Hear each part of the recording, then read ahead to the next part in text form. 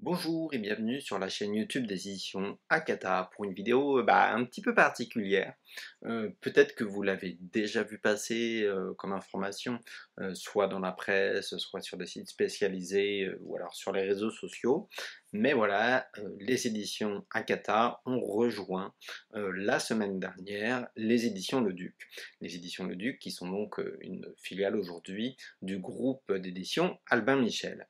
Alors, c'est quelque chose qui me paraissait important de discuter avec vous, de vous commenter, que ce soit pour vous expliquer les raisons de ce choix-là, et aussi probablement pour vous rassurer, pour avoir autant de transparence possible sur ce qu'est Akata, sur certains choix qu'on fait, etc.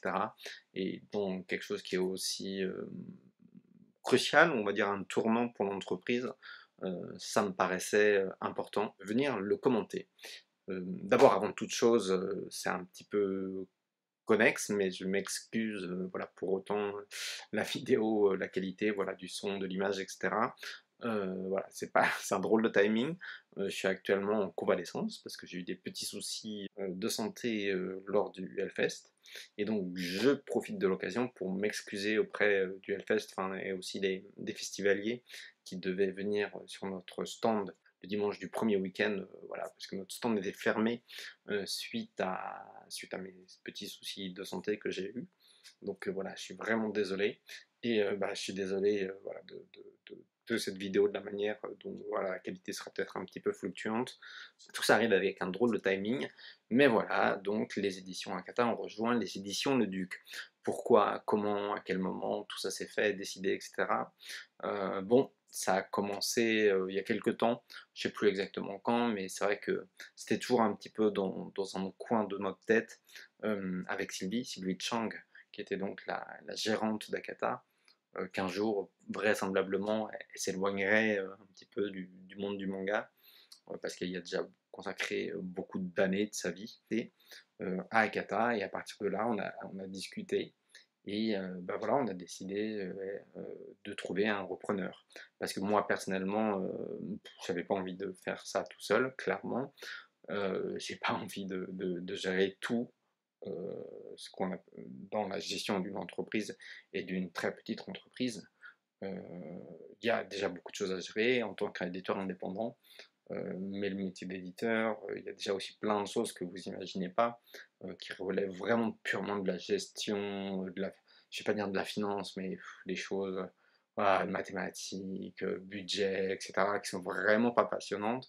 Et gérer en plus de tout ça une croissance d'entreprise moi-même, voilà, non, c'était vraiment pas ce que j'avais envie de faire et ça m'aurait clairement éloigné du cœur de ce que j'aime faire. Et donc on a décidé de trouver un repreneur. Et là, il y a eu plusieurs possibilités. Trouver un repreneur, quelqu'un qui serait déjà dans le manga, quelqu'un qui serait dans la BD mais qui ne fait pas encore de manga, trouver un entrepreneur indépendant qui pourrait développer l'entreprise, pourquoi pas avec des financements personnels, ou alors aller vers un groupe d'édition, etc., qui, qui n'a pas du tout de secteur BD manga. Euh, voilà, il y a eu beaucoup de discussions là-dessus, il y avait beaucoup de gens qui étaient potentiellement intéressés pour nous reprendre. Euh, la question de l'indépendance, évidemment, elle s'est posée, mais c'est quelque chose que on a fini par écarter, pas avec légèreté, mais pour plein de raisons. Dans le contexte actuel, c'est très difficile en fait d'être éditeur indépendant, c'est un vrai investissement. Ça l'a toujours été en fait, depuis qu'on s'est remis en indépendant et qu'on a arrêté de travailler avec les éditions Delcourt. Voilà, ça a été un investissement du quotidien, vraiment. Il faut savoir qu'on a été pendant des années, 3 voire 4, à faire les choses, à faire absolument tout en fait. Bien sûr, il y avait tous les freelances autour de nous, hein, attention, on ne faisait pas tout le travail des freelances, mais la vie d'éditeur, c'est aussi une vie de chef d'orchestre, d'une certaine manière, qui doit mettre tout en branle, tout coordonner, etc. Et on devait gérer tout ça, les stocks, les réimpressions, les contrats, les tirages, les points d'équilibre, les machins, enfin voilà, plein de choses qui sont vraiment le cœur du métier d'éditeur réellement, mais qu'on n'imagine pas en fait, on imagine que c'est juste, entre guillemets, lire des livres et les sortir, c'est un peu plus compliqué que ça. Et voilà, c'est quelque chose qui est épuisant quand on est vraiment investi dedans et qu'on est éditeur indépendant. Quand on s'est mis en indépendant, le marché du manga n'était pas ce qu'il était aujourd'hui.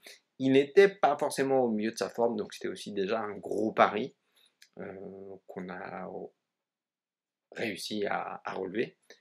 Et puis, bah voilà, aujourd'hui, il y a une ultra concurrence, il y a une crise du papier, mais il n'y a pas que ça, il y a une surproduction qui fait que les chaînes de production sont super encombrées. Et puis aussi, il y a une concurrence à tous les niveaux en termes d'achat de licences, en termes d'idées, etc. Et que bah, plus ça va, plus c'est du jonglage très compliqué, beaucoup de pression. C'est un choix qu'on a pu faire entre guillemets, en pleine conscience, parce qu'on a trouvé une entreprise ou un repreneur qui nous semblait tout à fait respectueux et dans l'idée et l'envie de respecter ce qu'était Akata.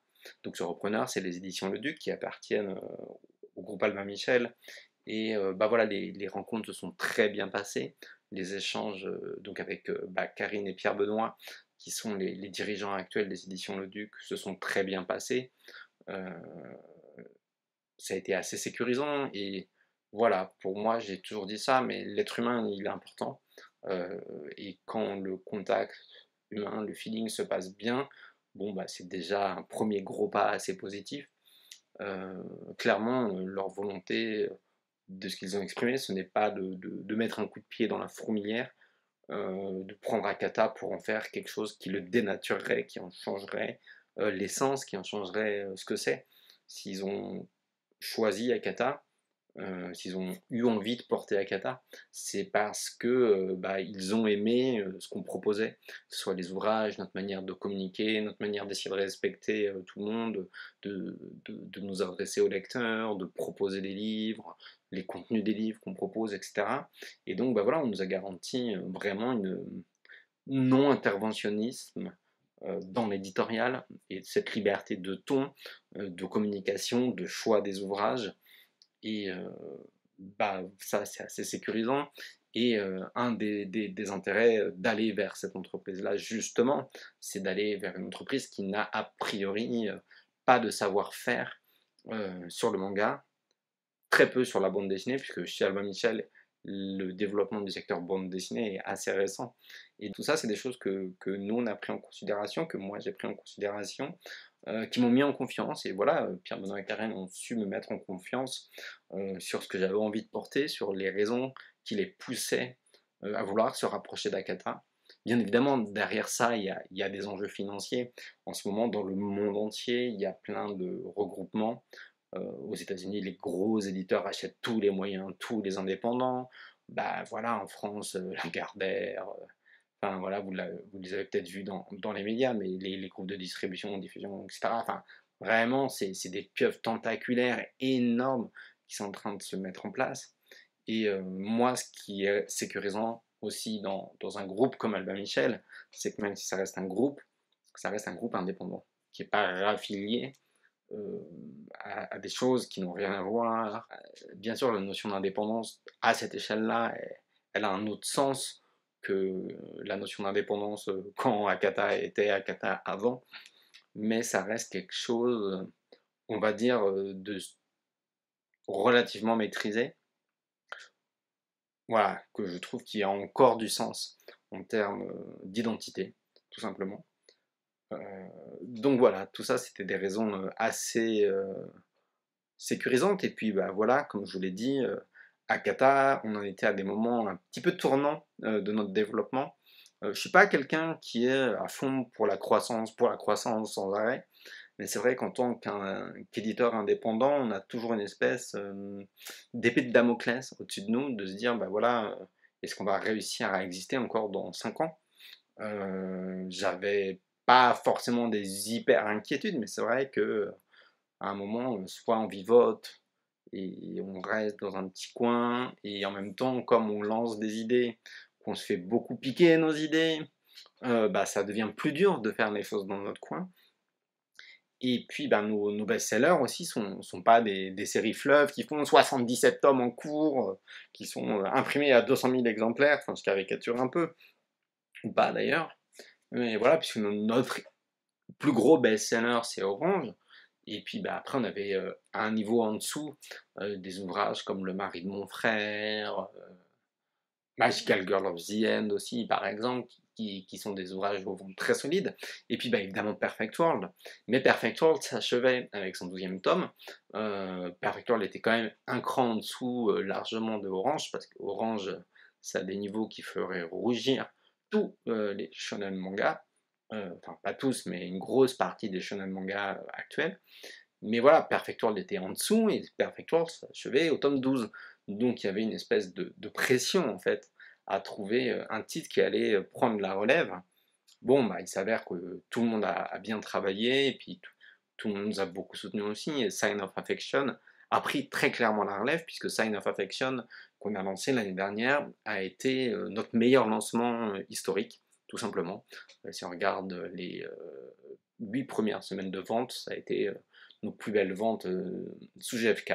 Ça a été notre plus gros lancement. Et si on met de côté Banana Fish et Tomie, qui sont des rééditions, des nouvelles éditions, Sign of Affection, c'est le meilleur lancement d'une nouveauté shoujo en 2021.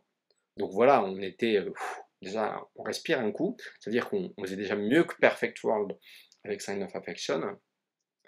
Et la série continuait, n'était pas finie, que les dessinatrices Sumorishita avaient annoncé 12 tomes minimum, pas moins de 12 tomes, donc quelques mois, voire années à respirer. Et puis bah, la bonne nouvelle par-dessus, c'est que Sasaki Miyano arrive en mars, et Sasaki Miyano fait un encore meilleur démarrage que Sign of Affection. Donc tout ça, c'est des choses qui s'emballent. Et il faut savoir que dans la vie d'une entreprise, quand il y a une croissance, cet emballement, il est positif, mais il peut être piège aussi. Il peut, pour des raisons de gestion, euh, couler une entreprise, bah voilà, quand on ne sait pas où mettre l'argent, quand on ne sait pas le réinvestir au bon endroit, au bon moment, etc. Donc, d'une certaine manière, ce rapprochement entre le Duc et Akata, il arrive vraiment au bon moment. Il arrive au moment où on a besoin d'être structuré, où on a besoin d'être accompagné pour notre croissance. Pas de la croissance pour faire de la croissance, mais parce qu'on a, ben voilà, on a là Sign of Affection et on a là Sasaki et Miyano, et d'autres choses qui ne sont pas encore annoncées, euh, mais qu'il va falloir pousser plus haut pour voilà, dire voilà, on est là pour durer, et on va pouvoir se faire plaisir. Euh, En fait, ouais, se faire vraiment plaisir avec bah voilà, des prises de risques aussi qu'on ne pouvait pas se permettre avant. On a toujours pris du risque. Quand on est éditeur indépendant, le moindre titre, en fait, c'est une prise de risque. Parce que le moindre titre, potentiellement, c'est de l'argent perdu. Euh, Ça l'est même pour un gros éditeur, hein, soyons clairs. Mais, euh, mais chaque titre est une prise de risque en soi, qu'on est vraiment indépendant. Donc ce risque, on doit toujours le mesurer, le limiter. C'est la même chose pour un éditeur. Enfin, moi j'envisage toujours les choses de la même manière. Il y aura toujours une prise de risque et il faudra toujours mesurer le risque.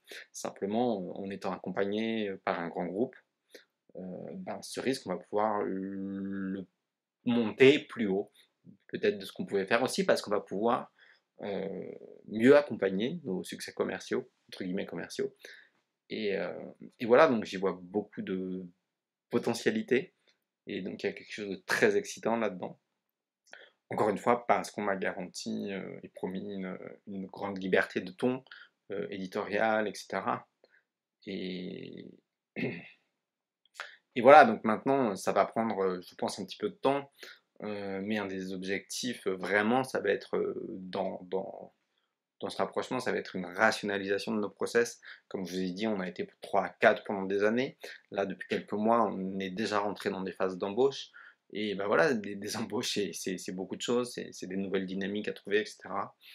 Et bah voilà, l'objectif, c'est qu'on puisse, ouais, moi, que je puisse déléguer des choses, que Laura aussi puisse déléguer plus de choses, et qu'on puisse simplement se reposer parfois. Et c'est un des questionnements que j'avais en tant qu'éditeur, avec la démarche éditoriale qu'on avait, c'est comment réussir à proposer ces ouvrages qu'on proposait et qu'on propose et qu'on proposera toujours, voilà, qui disent que c'est important de respecter l'être humain, de trouver un équilibre dans nos vies, quand finalement, c'est au prix d'énormes sacrifices, parce que c'était des sacrifices énormes. Je pense que de toute façon, j'inviterai, vraisemblablement, Pierre Benoît et Karine, voilà, sur cette chaîne YouTube, pour parler un peu de tout ça et de leur point de vue. Pourquoi ils ont eu envie de se rapprocher d'Akata.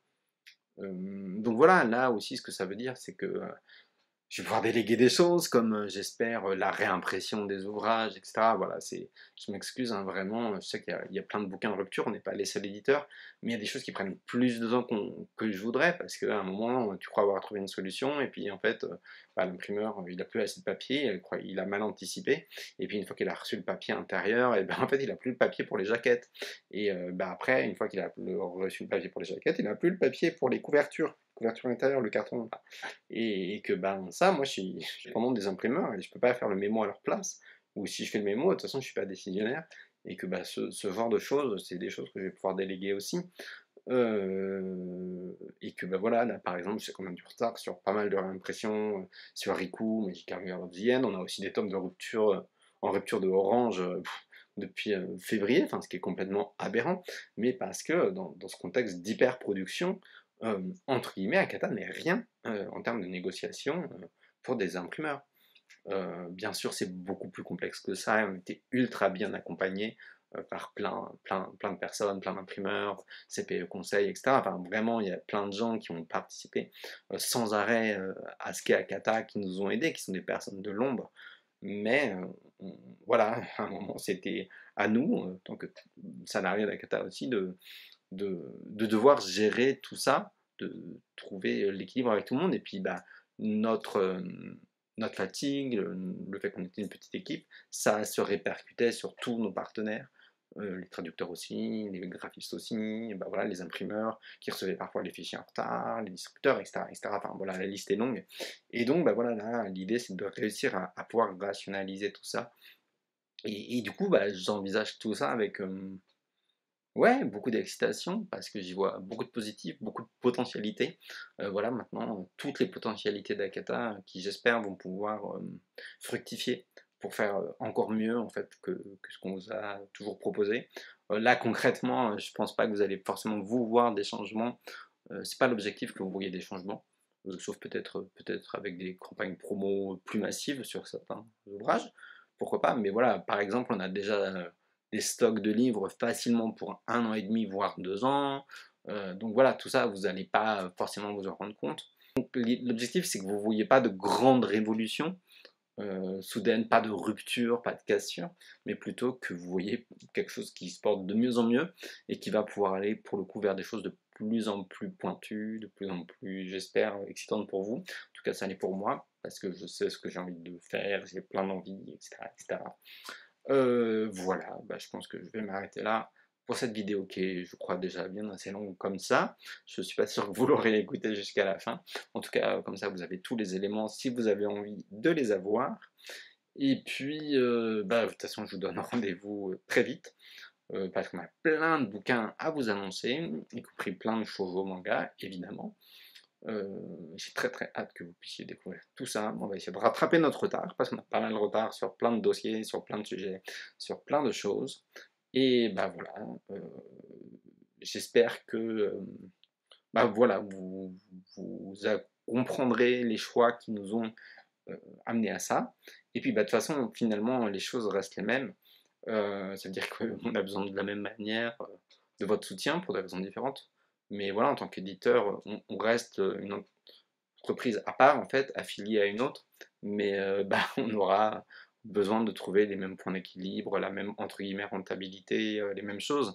Voilà, donc on aura toujours besoin de votre soutien de la même manière. Comme en fait tous les éditeurs ont besoin du soutien de leurs lecteurs, surtout les indépendants. Vraiment, j'ai un respect énorme pour tous les éditeurs qui restent purement, vraiment indépendants. Continuer à soutenir cela, ceux qui ont des démarches d'éditeurs indépendants. C'est précieux, c'est pas facile. C'est vraiment pas facile au quotidien. Voilà, aussi ce que je peux dire, c'est que je ne changerai pas ma manière de faire. C'est-à-dire que c'est pas parce que maintenant on a plus de moyens, entre guillemets, que j'irai rouler sur la figure des éditeurs indépendants. Voilà, j'ai toujours, enfin, il y a des choses que j'ai jamais appréciées qu'on fasse. Bah, je dirais pas faire ça aux éditeurs indépendants. Par contre, si vous m'avez pas respecté, c'est une autre, c'est une autre question. Et voilà. En attendant, bah, passez une bonne journée, une bonne semaine, une bonne nuit, en fonction de l'heure à laquelle vous regardez cette vidéo. Et donc à très bientôt pour de prochaines vidéos avec bah, des contenus plus traditionnels, de présentation, de nouveautés à venir. Et bah, voilà, j'espère que cette vidéo vous aura rassuré sur, sur notre avenir et sur le devenir d'Akata. Et je vous dis à très bientôt.